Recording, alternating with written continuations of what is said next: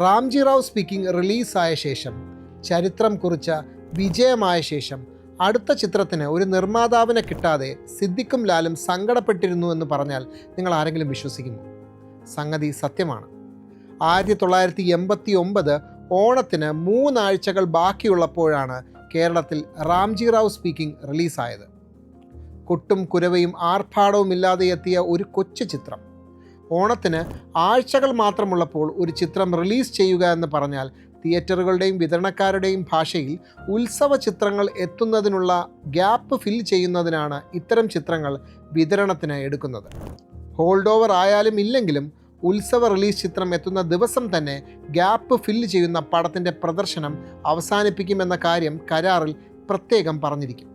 പക്ഷേ 1989 ഓണക്കാലത്ത് റാംജി റാവു തിയേറ്ററുകാരുടെയും വിതരണക്കാരുടെയും എല്ലാ കണക്കുകൂട്ടലുകളും തെറ്റിച്ചു കളഞ്ഞു.